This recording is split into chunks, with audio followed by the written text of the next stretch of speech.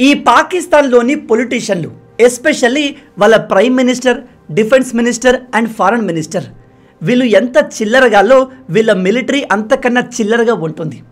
ఇప్పుడు మీలో కొంతమంది అంటారు, బ్రదర్ ఎంత కాదనుకున్నా ఇతను పాకిస్తాన్ ప్రైమ్ మినిస్టర్, అలా మర్యాద లేకుండా మాట్లాడకండి అని. అలాంటి వాళ్ళకి చెప్తున్నాను, నేను పాకిస్తానీ పొలిటీషియన్స్ని చిల్లరగాళ్ళు అని ఎందుకు అంటున్నాను అంటే, ఇక్కడ కనిపిస్తున్న ఈ వ్యక్తి పాకిస్తాన్కి ఫారెన్ మినిస్టర్. అయితే వీడు ఇక్కడ కనిపిస్తున్న ఈ న్యూస్ ఆర్టికల్ని తమ పార్లమెంట్లో చూపించి ప్రపంచం పాకిస్తాన్ ఎయిర్ ఫోర్స్ని కొనియాడుతుంది, పొగుడుతుంది అని గొప్పగా చెప్పుకున్నాడు. కానీ ఈ న్యూస్ ఆర్టికల్ నిజం కాదు, ఇది ఒక ఫేక్ ఆర్టికల్. దీన్ని ఎవరో ఏఐతో క్రియేట్ చేశారు. ఒక దేశ ఫారెన్ మినిస్టర్ వాళ్ళ పార్లమెంట్లో నిలబడి ఒక స్టేట్మెంట్ ఇచ్చేటప్పుడు అది నిజమా కాదా అని బేసిక్ ఫ్యాక్ట్ చెక్ చేసే కామన్ సెన్స్ లేదు వీడికి. ఇక వీడు పాకిస్తాన్ డిఫెన్స్ మినిస్టర్ ఖ్వాజా ఆసిఫ్, వీడైతే మరీ దారుణం. చాలాసార్లు మీడియా ముందుకు వచ్చి అవును మేము ఉగ్రవాదులకు సపోర్ట్ చేస్తాము, అమెరికా మాతో ఇలాంటి పని చేయిస్తుంది అని ఒప్పుకుంటాడు. అండ్ తర్వాత వచ్చి ఇండియా మా పైన ఉగ్రవాదాన్ని క్రియేట్ చేస్తుంది అంటూ మనల్ని బ్లేమ్ చేస్తాడు. ఇక వీళ్ళ ప్రైమ్ మినిస్టర్ షాబాజ్ షరీఫ్ అయితే ఇంకా పెద్ద నమూనాగాడు. ఆపరేషన్ సింధూర్ జరుగుతున్నప్పుడు వీడు మన భారత మిసైల్స్కి, బ్రహ్మోస్కి భయపడి బంకర్లో దాక్కున్నాడు. అలాంటోడు అంతా అయిపోయాక బయటకు వచ్చి మేము ఇండియా పైన యుద్ధంలో విజయం సాధించాము, ఇండియన్ ఫైటర్ జెట్స్ అన్నిటినీ కూల్చేశాము అని నోటికొచ్చినట్టుగా అబద్ధం చెప్తున్నాడు. అందుకే ఇలాంటి వాళ్లకు నేను రెస్పెక్ట్ ఇవ్వను. నా రూల్ చాలా సింపుల్, నా దేశానికి రెస్పెక్ట్ ఇవ్వని వాడికి నేను ఇవ్వను. అయితే పాకిస్తానీ ఆర్మీ కూడా వాళ్ళ పొలిటీషియన్స్ కంటే చాలా చిల్లరగా ఉంది. ఈ మాట ఎందుకు చెప్తున్నాను అంటే, రీసెంట్గా పాకిస్తాన్ ఆర్మీ ఉగ్రవాదులపైన దాడి చేస్తున్నాము అని చెప్పి వాళ్ళ దేశంలోని ఒక విలేజ్ పైన దాడి చేసి అక్కడి సాధారణ ప్రజల్ని చంపేసింది. పదుల సంఖ్యలో చిన్నపిల్లలు ప్రాణాలు కోల్పోయారు. వాళ్ళంతా పాకిస్తాన్కి చెందిన వాళ్ళే.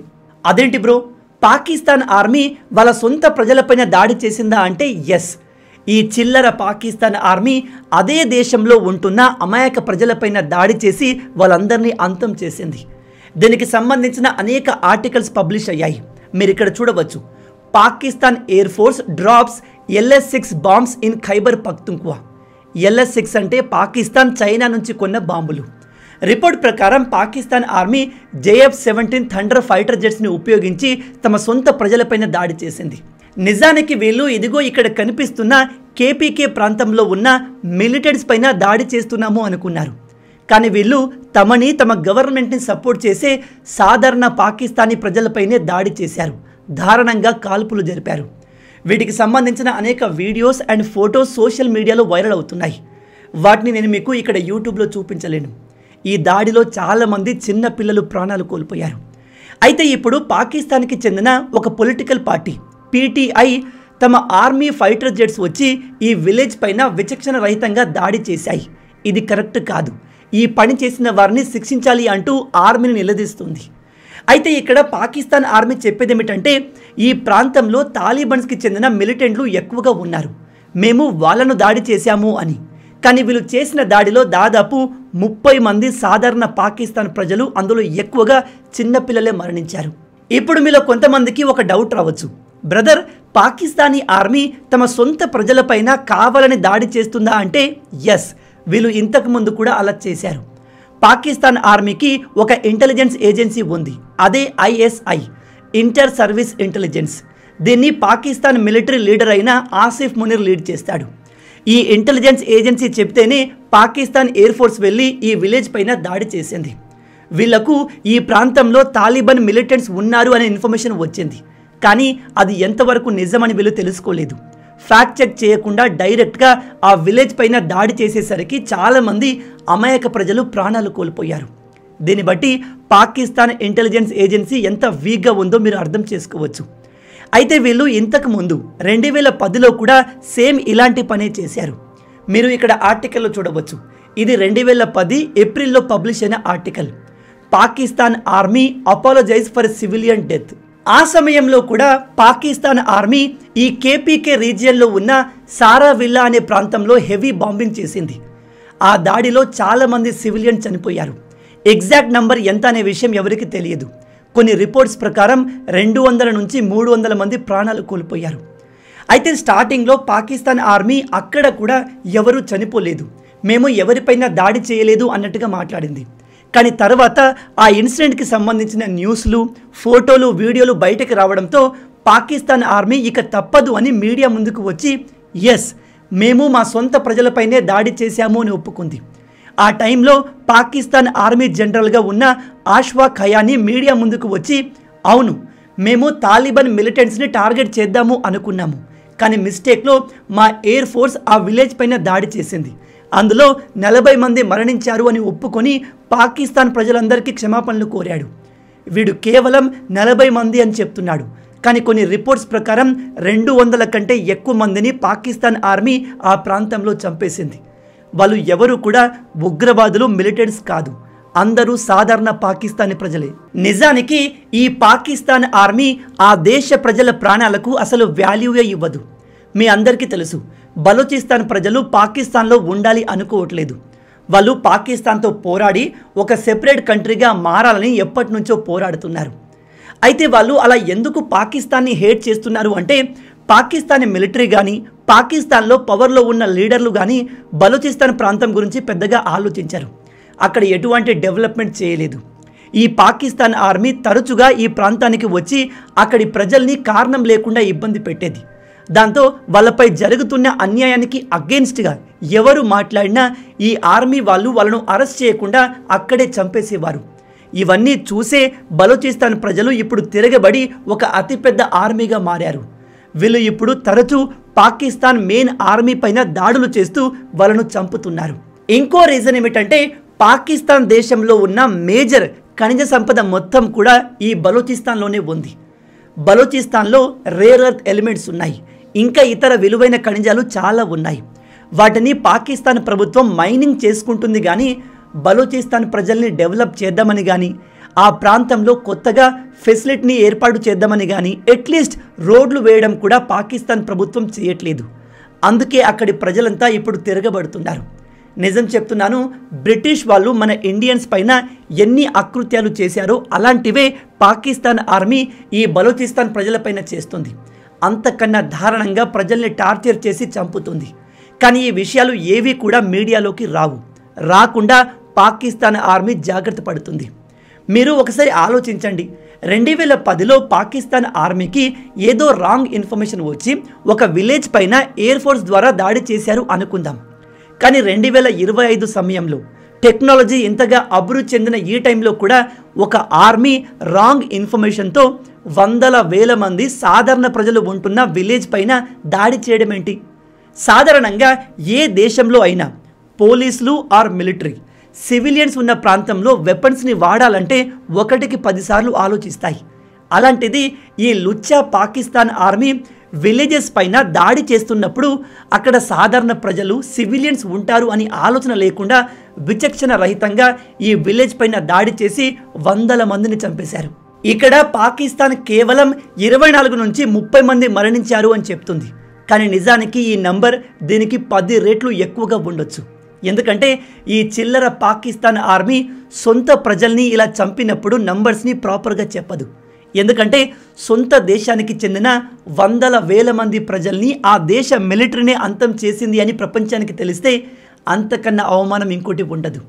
ఇప్పుడు మీలో కొంతమందికి డౌట్ రావచ్చు, బ్రదర్ అసలు పాకిస్తాన్ ఆర్మీ సొంత ప్రజలపైన, సొంత దేశంలో ఉన్న ఏరియాస్ పైన ఎయిర్ ఫోర్స్ని ఎందుకు ఉపయోగిస్తుంది అని. దీనికి కారణం ప్రజెంట్ పాకిస్తాన్ పరిస్థితి చాలా వరస్ట్గా ఉంది. ఈ దేశ ఎకానమీ ఎప్పుడూ లేనంతగా లోలో ఉంది. ప్రజలకు తినడానికి సరైన తిండి దొరకట్లేదు. అందుకే పాకిస్తాన్లోని డిఫరెంట్ ప్రాంతాల ప్రజలు సెపరేట్ కంట్రీస్గా డివైడ్ అవ్వాలని కోరుకుంటున్నాయి. మీరు ఇక్కడ మ్యాప్లో చూసినట్టయితే ఈ బలూచిస్తాన్ ప్రజలు సెపరేట్ కంట్రీగా మారాలని పోరాడుతున్నారు. ఇక్కడ ఉన్న సింధు ప్రజలు కూడా అలాగే కోరుకుంటున్నారు. అలాగే పైన కేపీకే ఖైబర్ పఖ్తుంఖ్వా ప్రజలు కూడా సెపరేట్ కంట్రీగా మారాలని చూస్తున్నారు. అయితే ఈ పైన ఉన్న కేపీకే ఆఫ్ఘనిస్తాన్తో బార్డర్ని షేర్ చేసుకుంటుంది. అండ్ ఈ బార్డర్ ఏరియాలో ఆఫ్ఘనిస్తాన్లో ఉన్న తాలిబాన్లు మెల్లమెల్లగా తమ స్థావరాల్ని ఏర్పాటు చేసుకున్నారు. అండ్ వాళ్ళు కేపీకే ప్రాంతం మొత్తాన్ని ఆక్యుపై చేసి ఆఫ్ఘనిస్తాన్లో కలుపుకోవాలి అని చూస్తున్నారు.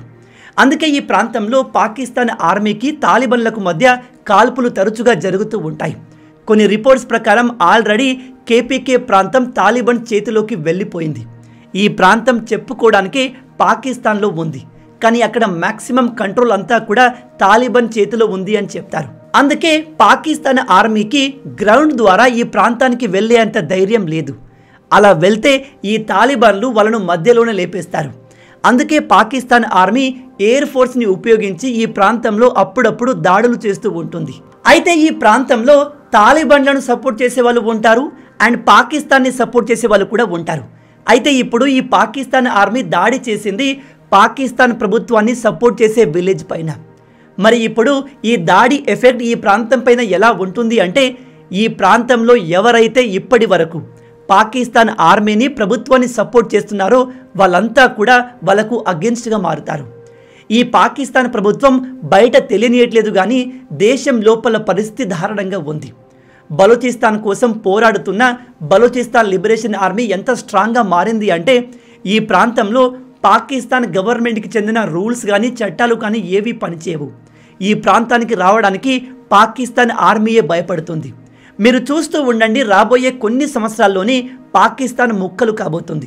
వెరీ సూన్ ఈ బలూచిస్తాన్ సెపరేట్ కంట్రీగా మారుతుంది. మీకు షాకింగ్ విషయం చెప్పనా, ఈ బలూచిస్తాన్లో చాలామంది హిందువులు ఇప్పటికీ ఉన్నారు. అక్కడ మనలాగే శివుణ్ణి, దుర్గామాతను పూజించే ప్రజలు చాలామంది ఉన్నారు. ప్రజెంట్ పాకిస్తాన్కి అమెరికా సపోర్ట్ ఉంది కాబట్టి వాళ్ళు తమ దేశాన్ని ఏదో ఒకటి చేసి మేనేజ్ చేస్తున్నారు. కానీ వన్స్ అమెరికాకి పాకిస్తాన్ అవసరం తీరాక ఈ దేశం పరిస్థితి మరింత దయనీయంగా మారబోతుంది. ఏది ఏమైనా ఒక దేశ ఆర్మీ సొంత ప్రజలపైన ఎయిర్ ఫోర్స్ ద్వారా హెవీగా బాంబింగ్ చేసి వందల మందిని చంపడం చాలా దారుణం. ఆ ఆర్మీకి ఇది సిగ్గుచేటు. కానీ మనందరికీ తెలిసింది, పాకిస్తాన్ ఆర్మీకి సిగ్గు శరం లాంటివి ఏవి ఉండవు. నేను ఇలా ఎందుకు చెప్తున్నాను అంటే, ప్రజెంట్ పాకిస్తాన్ మొత్తాన్ని ఆ దేశ ప్రైమ్ మినిస్టర్ రూల్ చేస్తున్నట్టుగా చూపిస్తారు, కానీ పవర్స్ అన్నీ కూడా ఆర్మీ దగ్గర ఉంటాయి. ఈ ఆర్మీ జనరల్ ఆసిఫ్ మునీర్ గాడే ప్రజెంట్ పాకిస్తాన్ మొత్తాన్ని ఇండైరెక్ట్గా రూల్ చేస్తున్నాడు. మీరు నమ్మరు, పాకిస్తాన్ ఆర్మీ ఆ దేశంలో అనేక వ్యాపారాలు కూడా చేస్తుంది. ఒక దేశ ఆర్మీ రియల్ ఎస్టేట్ వ్యాపారం చేయడాన్ని మీరు ఎప్పుడైనా చూసారా? కానీ పాకిస్తాన్ ఆర్మీ ఆ దేశంలో రియల్ ఎస్టేట్ వ్యాపారం చేస్తుంది. అంతేకాదు, రకరకాల బేకరీలు, shopping malls, construction material supply చేయడం, ఫర్టిలైజర్స్, ట్రావెల్ ఏజెన్సీ లాంటి అనేక బిజినెస్లను చేస్తుంది. ఒక దేశ ఆర్మీ డబ్బులు సంపాదించుకోవడానికి ఆ దేశంలో బిజినెస్ చేయడం అంటే అది ఎంతవరకు కరెక్ట్? అండ్ వాళ్ళు సంపాదించిన ఆ డబ్బు మొత్తాన్ని దేశాన్ని డెవలప్ చేయడానికి లేదా దేశ ఆర్మీని మరింత స్ట్రాంగ్ చేయడానికి ఉపయోగిస్తారు అనుకుంటున్నారా? నో. ఆర్మీలో పనిచేసే టాప్ ఆఫీసర్స్ ఏదో విధంగా ఆ డబ్బుని తమ జేబుల్లో వేసుకొని విదేశాల్లో ప్రాపర్టీస్ కొంటున్నారు. పాకిస్తాన్ ఆర్మీలో ప్రజెంట్ టాప్ పొజిషన్లో ఉన్న అందరూ అఫీషియల్స్కి విదేశాల్లో ప్రాపర్టీస్ ఉన్నాయి. పాకిస్తాన్లో ఒక ఆనవాయితీ ఉంది, అదేంటో తెలుసా? ఆర్మీ టాప్ పొజిషన్లో ఉన్న అఫీషియల్స్ రిటైర్ అయిన వెంటనే వాళ్ళు దేశం వదిలి వేరే దేశానికి వెళ్ళి అక్కడ సెటిల్ అవుతారు. మ్యాక్సిమం వీళ్ళు వెస్టర్న్ దేశాల్లో, యూరప్లో సెటిల్ అవుతున్నారు. ఒకసారి ఇక్కడ కనిపిస్తున్న ఈ ఫోటో చూసారా? ఇతను ఒకప్పటి Pakistani army chief general Bajwa. వీడు ఫ్రాన్స్లో సెటిల్ అయ్యాడు. అయితే అక్కడ పాకిస్తాన్కి చెందిన కొంతమంది ప్రజలు వీని గుర్తుపట్టి నోటికొచ్చినట్టుగా బూతులు తిట్టారు. నువ్వు మా దేశాన్ని నాశనం చేశావు అంటూ పాకిస్తాన్ ప్రజలు వీని క్రిటిసైజ్ చేస్తున్నారు. ఈ విధంగా పాకిస్తాన్ ఆర్మీ ఆ దేశాన్ని కంట్రోల్ చేస్తూ దోచుకుంటుంది. ఇది ఇలాగే కంటిన్యూ అయితే పాకిస్తాన్ పైన మనం ఎటువంటి దాడి చేయాల్సిన అవసరం లేదు. అక్కడి ప్రజలే ప్రభుత్వాన్ని, మిలిటరీని డిస్ట్రాయ్ చేసి పాకిస్తాన్ని ముక్కలు చేసి డిఫరెంట్ కంట్రీస్గా పంచుకుంటారు. అందులో డౌటే లేదు. ఈ చిల్లర పాకిస్తాన్ ఆర్మీతో కంపేర్ చేస్తే మన ఆర్మీ 1000 టైమ్స్ బెటర్. నిజానికి వీళ్ళను మన ఆర్మీతో కంపేర్ చేయడం అంటే మనం మన ఆర్మీని అవమానించినట్టు. కాబట్టి అలా చేయకపోవడమే బెటర్. మొత్తంగా ఇవే ఈ వీడియోకి సంబంధించిన పూర్తి విషయాలు. సొంత దేశ ప్రజల్నే చంపే ఈ పాకిస్తానీ ఆర్మీపై మీ ఒపీనియన్ ఏంటి? అండ్ వీళ్ళ గురించి 4 వాక్యాలని కింద కామెంట్లో తప్పకుండా రాయండి. అలాగే వీళ్ళ గురించి తెలిసిన తర్వాత మన ఆర్మీ గురించి మీరు ఎలా ఫీల్ అవుతున్నారు? మీ ఒపీనియన్స్ని కింద కామెంట్లో చెప్పండి. సేమ్ క్వశ్చన్ నన్ను అడిగితే వీళ్ళ గురించి తెలిసిన తర్వాత మన ఆర్మీ పైన నాకు రెస్పెక్ట్ 1000 రెట్లు పెరిగింది. ఈ వీడియో మీకు నచ్చింది అనుకుంటున్నాను. నచ్చితే అలా ఊరికే చూసి వెళ్ళిపోకుండా వీడియోని లైక్ చేయండి. మన తెలుగు యువతను ఎంత వీలైతే అంత దేశభక్తులుగా మార్చాలి అనే మిషన్తో పనిచేస్తున్నాము. మన ఛానల్ని సబ్స్క్రైబ్ చేసుకొని ఆ మిషన్లో మీరు భాగం అవ్వండి. రాబోయే వీడియోలో ఇంకో ఇంట్రెస్టింగ్ టాపిక్తో మళ్ళీ కలుద్దాం. అంటిల్ దెన్, జై హింద్ అండ్ జై భారత్.